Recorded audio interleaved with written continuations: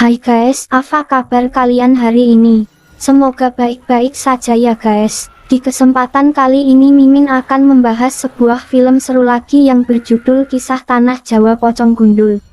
Film ini berkisah tentang Om Hao yang berusaha untuk mengungkap kasus tumbal 10 tahunan di kota Jogja. Yang sekaligus Om Hao harus menyelamatkan gadis cantik yang akan dijadikan sasaran tumbal selanjutnya. Namun dia harus berhadapan dengan sosok iblis kuat yakni Pocong Gundul yang bengis nan jahat dan selalu mengincar nyawa. Apa saja kejadian seram yang dialami ketika mereka melakukan penyelamatan itu nanti? Mari sama-sama kita saksikan. Sebelum lanjut mohon dukungannya untuk channel ini dengan cara subscribe dan like-nya ya guys. Gratis, terima kasih. Tak lupa Mimin doakan semoga kalian selalu diberikan rezeki yang melimpah. Siapkan cemilan dan posisi terena kalian. Dan tak perlu berlama-lama lagi, yuk langsung kita bahas alur ceritanya. Di awal kita diperlihatkan kota Jogja pada tahun 83, di mana terdapat sebuah perkumpulan sesat yang tengah melakukan ritual di tengah hutan. Ternyata mereka semua berusaha melakukan ritual aneh kepada ketuanya. Dan film pun baru dimulai. Kita pasti bisa sewa tempat yang lebih gede. Amin. Aku sanggup duit itu tangguh resik. Prof, atuh. Film beralih 30 tahun kemudian, tepatnya di tahun 2013, ada seorang laki-laki bernama Hao. Dikisahkan Hao mempunyai kemampuan yang bernama retrokognisi, yaitu sebuah kemampuan supranatural di mana seseorang dapat melihat kejadian di masa lalu. Retro yang berarti mundur, sementara kognisi yang berarti mengetahui. Mirip seperti time traveler, namun hanya bisa melihat ke masa lalu, tidak bisa ke masa depan. Sehari-hari Hao menyibukkan dirinya menjadi seorang pembicara pada acara seminar yang ia adakan tentang penjelasan mengenai retrokognisi. Acara tersebut dibantu diatur oleh sahabat perempuannya yang bernama Rida. Hao memang senang melakukan retrokognisi, tujuan utamanya adalah untuk melihat dan mempelajari sejarah-sejarah yang pernah ada di masa lalu. Hao berujar mereka semua akan melihat dirinya seperti sedang tertidur jika melakukan retrokognisi. Tapi yang terjadi sebenarnya sukmanya sedang berkelana dan itu sangat menguras banyak energi. Kemudian ada salah seorang bertanya apakah ada sebuah kasus di mana orang yang melakukan retrokognisi sukmanya terjebak dan tidak bisa kembali lagi. Mendengar pertanyaan itu Hao seketika ingat dengan almarhum sang kakek. Ternyata bakat yang dimiliki oleh Hao adalah turunan dari sang kakek dan saat itu kakek pun meninggal karena sukmanya terperangkap saat melakukan retrokognisi. Dulu seminar retrokognisi. Setelah acara seminar selesai, ada sepasang suami istri datang menghampiri Hao. Mereka adalah keluarga Sujatmiko. Tujuan pasangan itu datang bukan untuk mengikuti seminar tetapi meminta pertolongan Hao. Mereka menceritakan 2 hari yang lalu Sari, anak sematawayang keluarga Sujatmiko, menghilang secara misterius. Sari merupakan salah satu siswi di sekolah menengah kejuruan dari jurusan desainer. Saat itu Sari menjahit di sekolah sampai larut malam karena tugasnya belum selesai. Tetapi semenjak dari itu Sari tidak pernah pulang ke rumah, kemudian ia menghilang secara misterius. Keluarga Sujatmiko ingin Hao melakukan retrokognisi kedua hari yang lalu agar bisa mengetahui Sari ada di mana. Sebenarnya Hao tidak mau karena tujuan dia melakukan retrokognisi hanya untuk melihat sejarah, bukan untuk menemukan orang hilang. Namun karena melihat Ibu Sujatmiko terlihat sudah sangat frustasi, akhirnya Hao pun bersedia untuk membantu. Hao dan Rida pun diajak ke sekolah Sari. Di sana mereka pun diizinkan oleh wali kelas untuk melakukan retrokognisi. Bukan lagi. Gitu. Ini biasanya hanya saya pakai. Matur sembah nuwun sangat Mas Hao. Ritual pun segera dimulai dan dibutuhkan sebuah benda milik seseorang yang akan dilihat masa lalunya. Hao lalu menggenggam gunting milik Sari. Beberapa saat kemudian Hao pun berhasil datang ke 2 hari yang lalu. Ketika itu terlihat Sari memang masih ada di kelas saat hari sudah gelap. Saat itu wali kelas menyuruh Sari untuk pulang dan melanjutkan tugasnya di rumah. Tetapi karena mesin jahit di rumah sedang rusak, Sari pun mau tak mau menyelesaikannya di sekolah. Ibu wali kelas akhirnya memberikan izin, namun Sari dihimbau agar jangan sampai malam. Ketika Sari tengah fokus menjahit, tiba-tiba terdengar suara orang menggedor pintu. Dan secara perlahan suara itu semakin kencang. Dengan perasaan takut Sari mencoba membuka pintu. Namun ternyata tidak ada siapapun di sana.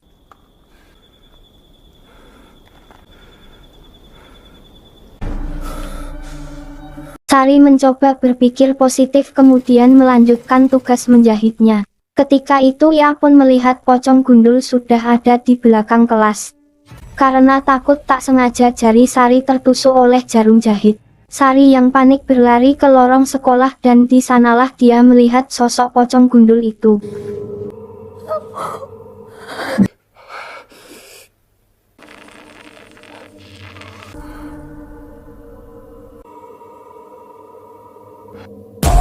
Sari yang tidak sadarkan diri kemudian dibawa ke dalam sebuah sumur tua yang ada di belakang sekolah. Setelah mengetahui hal itu, Hao mengajak semuanya untuk pergi ke halaman belakang sekolah. Ternyata di sana ada sebuah pohon beringin yang sangat besar. Di dekat pepohonan itu terdapat sebuah sumur tua. Ketika dicek ternyata benar saja Sari ada di sana. Hao pun segera mengambil tali tambang lalu ia ikatkan pada batang pohon. Setelah itu Hao turun untuk mengangkat Sari dari bawah. Pada akhirnya Sari bisa ditemukan walau dalam keadaan tidak sadarkan diri.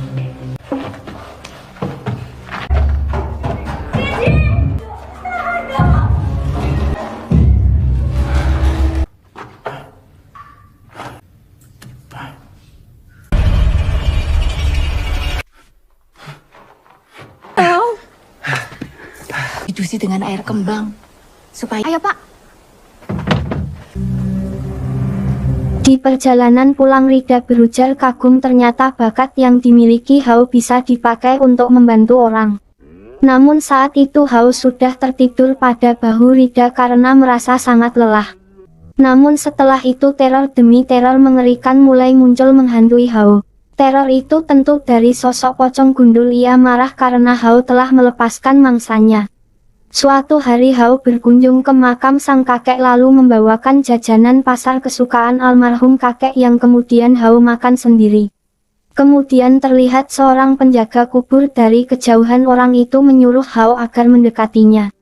Tiba-tiba penjaga kubur itu memberikan sebuah batu nisan atas nama Hao. Seketika Hao terkejut lalu masuk ke dalam lubang kubur. Tiba-tiba tubuh Hao sudah terbungkus oleh kain kafan. Penjaga kubur itu segera mengubur Hao dengan tanah. Ternyata itu semua mimpi buruk Hao. Sebelumnya dia jatuh dari motor karena tidur dan pingsan saat di perjalanan pulang.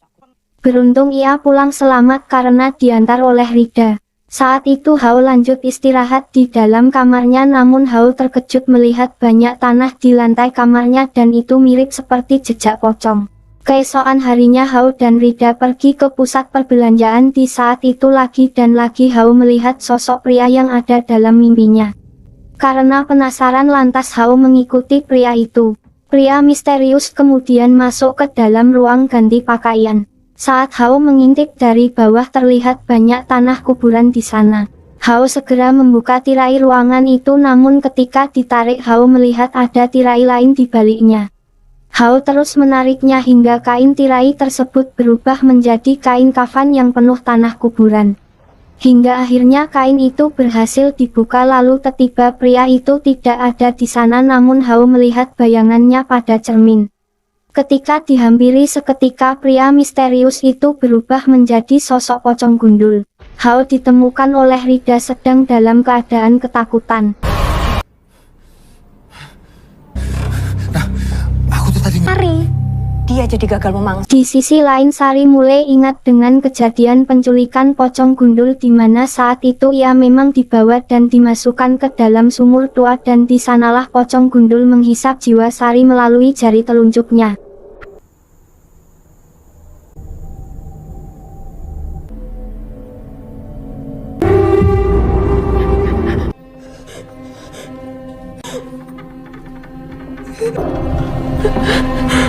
Lalu ibu datang untuk mengobati luka gigitan pada telunjuk Sari, tapi tiba-tiba ibu malah menggigit jari Sari sampai terputus.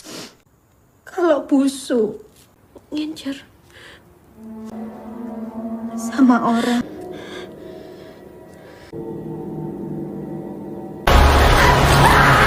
Ternyata itu semua hanya halusinasi dari si pocong gundul.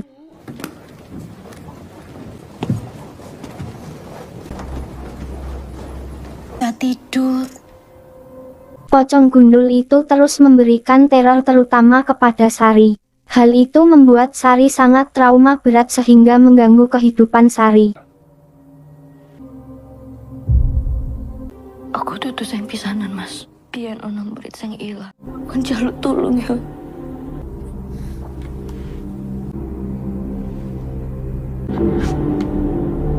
Keesokan harinya Hao dan Rida datang ke sekolah untuk bertanya-tanya tentang kasus menghilangnya Sari. Guru menjelaskan sebenarnya sebelum Sari pernah ada 2 anak yang hilang di sekolah ini. Memang benar sebelum Sari ada 2 siswi yang menghilang, yang pertama saat sekolah ini baru selesai dibangun. Lalu yang kedua terjadi saat 10 tahun yang lalu ketika sang guru baru datang ke sekolah ini. Namun mereka tidak dapat ditemukan sampai kini. Saya mau lapor ke polisi dan Tolong, Pak. Saya mohon jangan. Apa yang dibilang sama hanya akan bikin Sari anak Pak kejar-kejar wartawan. Hao bertanya apakah ada orang lain yang mengetahui tentang hal tersebut. Guru menjawab ada, namanya Saman, dulu dia satpam di sekolah ini namun sekarang sudah pensiun. Akhirnya Hao dan Rida pergi mencari alamat rumah Saman. Mereka harus menuntaskan semua ini karena pocong gundul tidak akan berhenti sampai dapat memakan Hao dan juga Sari. Akhirnya mereka menemukan alamat rumah Saman.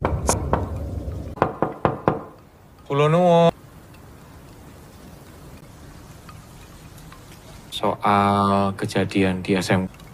Tapi Bapak sedang tidak bisa. Saat itu anak perempuannya yang membuka pintu rumah. Sang anak berkata jika Pasaman sedang tidak mau diganggu. Hao pun sangat memohon karena ini menyangkut hidup dan mati Sari. Akhirnya mereka berdua dipersilahkan untuk masuk. Mereka pun bertemu dengan Saman sang pensiunan. Hao langsung menceritakan semua kejadian di sekolah. Karena melihat sesuatu di sumur itu, Hao segera bercerita tentang teror pocong gundul. Ia bertanya apakah Saman tahu tentang sosok pocong gundul. Berjanji tidak akan mengungkit hal itu lagi. Ini saatnya saya mengingkari janji. Tentu Saman sangat tahu tentang pocong gundul. Sosok itu bernama asli Walisdi. Dahulu Walisdi adalah dukun paling sakti yang ada di kampung itu. Pasaman adalah salah satu muridnya. Kekuatan Walisdi tidak perlu diragukan lagi, dia sangat ahli dalam mengirimkan santet ataupun teluh. Nyawaku.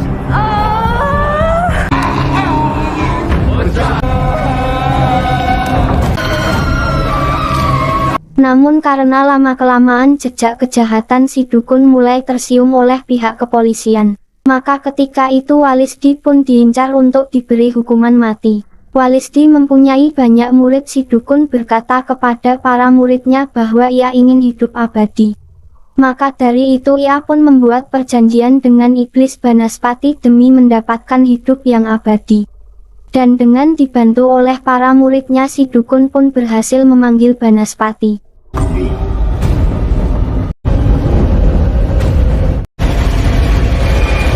Sebenarnya Saman sudah bersumpah tidak akan pernah membahas itu lagi. Namun sekarang ia tidak mau merahasiakan itu lagi, dia sudah bertaubat. Pocong gundul Walisdi sudah seharusnya dihentikan supaya tidak banyak korban berjatuhan. Bapak niku mboten kemutan apa janji. Lajeng Ini Bapak ya.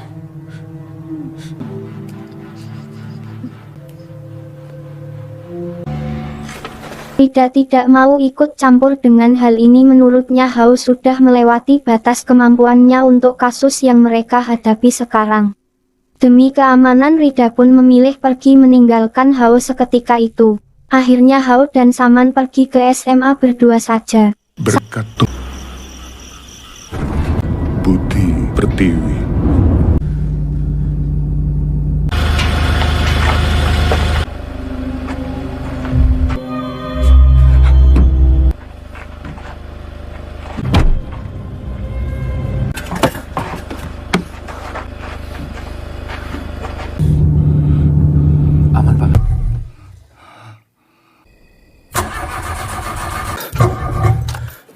Saat di perjalanan seketika mobil Hao mogok, mereka pun dihadang oleh sosok pocong gundul.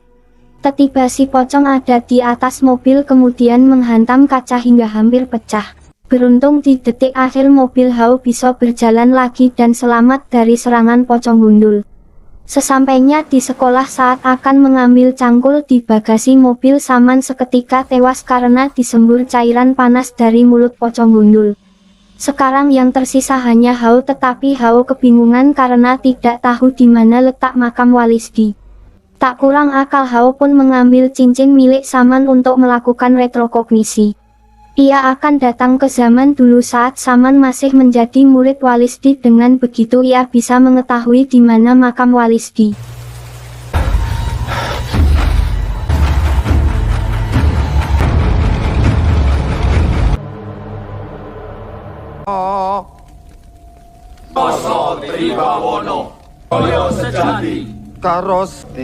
Akhirnya Hao pun datang ke masa lalu. Dia dapat mengetahui di mana letak kuburannya karena mengikuti ritual perubahan Walisdi menjadi pocong gundul.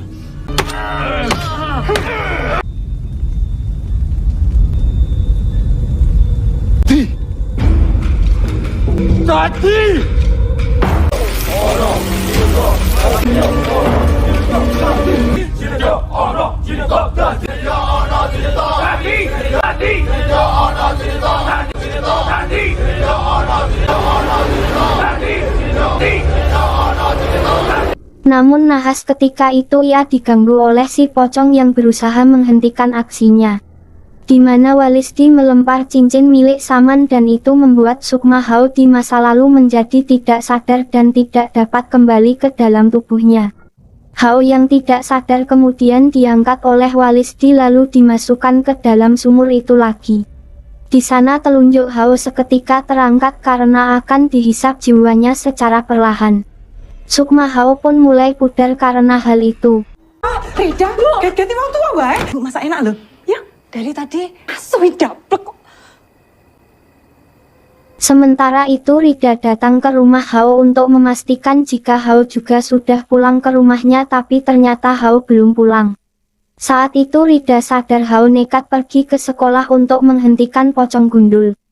Akhirnya Rida datang ke sekolah untuk menyelamatkan Hao karena sejatinya dia sudah berjanji akan terus menjaganya. Rida berteriak memanggil Hao tapi tak kunjung ada jawaban. Kemudian Rida menuju ke halaman belakang sekolah. Di sana dia pun menemukan cincin milik Saman. Setelah beberapa lama akhirnya Rida menemukan Hao di dalam sumur.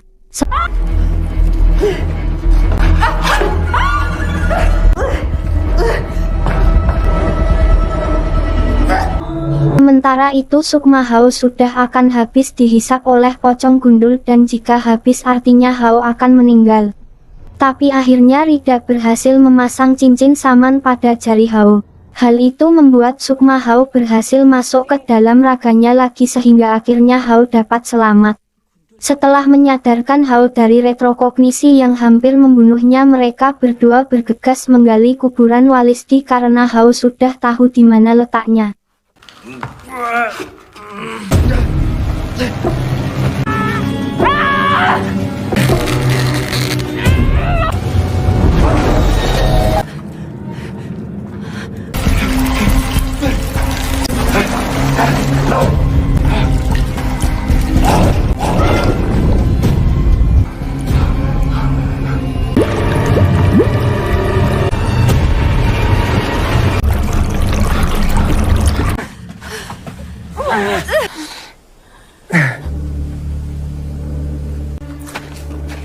Sebelum itu mereka menaburkan garam membentuk sebuah lingkaran agar pocong gundul tidak dapat mengganggu mereka. Setelah beberapa lama akhirnya mereka menemukan mayat Walisdi. Mereka sangat terkejut karena mayat Walisdi masih segar seperti orang yang mati kemarin. Padahal kenyataannya Walisdi sudah mati puluhan tahun yang lalu. Untuk menghentikan pocong gundul mereka harus memutuskan semua tali pocong yang ada. Namun ternyata tali itu sulit terputus jika hanya menggunakan pisau dapur. Kemudian Rida melihat sebuah keris di belakang badan Walisdi. Rida yakin tali-tali pocong itu akan terputus jika dipotong oleh keris tersebut. Akhirnya Rida memberanikan diri mengangkat kepala Walisdi untuk mengambil kerisnya. Ternyata benar tali pocong bisa terputus karena dipotong oleh keris itu. Namun nahas sekali, tidak lama kemudian turun hujan dengan derasnya air hujan mengalir membuat garis garam menjadi terputus. Rida segera naik dari dalam kubur untuk menyambung garis lingkaran. Di saat Rida berusaha menyambung gadis garam, tiba sosok Walisdi bangkit dan langsung menarik Hao, lalu seketika kuburan itu tertimbun oleh tanah. Belum selesai menyambung garam, Rida segera membantu Hao yang terkubur hidup-hidup. Beruntung Hao masih dapat bertahan. Setelah itu tiba pocong gundul ada di belakang mereka. Rida seketika diangkat, kemudian badannya dibanting dengan sangat keras. Hao pun berniat memukul wajah pocong itu, tapi seketika tangan Hao tertahan secara mengerikan. Tangan Hao dikendalikan oleh Walisdi, kemudian jari jemarinya dipatahkan membuat Hao menjerit kesakitan. Walisdi pun akan menghisap jiwa Hao dari telunjuknya karena ternyata Hao pun lahir pada Selasa Kliwon. Beruntung Hao berhasil mengambil keris sakti lalu menusukkannya pada Walisdi, membuat seketika si pocong kesakitan. Hao segera melanjutkan memutus semua tali pocong Walisdi. Setelah semua tali terputus, pada akhirnya pocong gundul pun lenyap untuk selama-lamanya.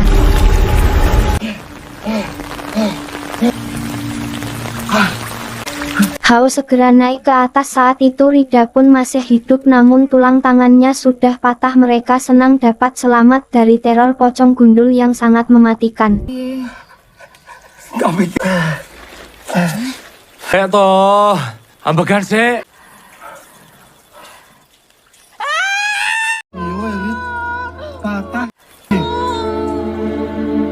Keesokan harinya Hao dan Rida datang ke acara pemakaman Saman.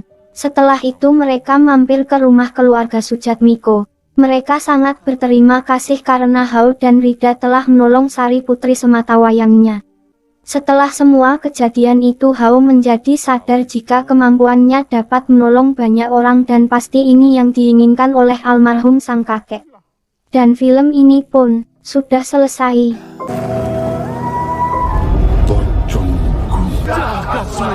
Bagaimana menurut kalian untuk film ini? Tinggalkan pendapat kalian di kolom komentar. Kesimpulannya, asal mula pocong gundul ini adalah dukun santet yang bersekutu dengan iblis Banaspati. Adapun penamaan pocong gundul ya karena si dukun yang gundul semasa hidupnya. Apapun kelebihan kita, yang mampu memberikan manfaat untuk orang lain adalah suatu berkah tersendiri yang perlu kita syukuri. Sebelumnya terima kasih sudah menonton, semoga kalian selalu diberikan rezeki yang melimpah. Tidak lupa Mimin ingatkan untuk bantu channel ini dengan cara subscribe dan like-nya. Mohon maaf bila ada salah kata dan penyampaian cerita. See you next time ya guys.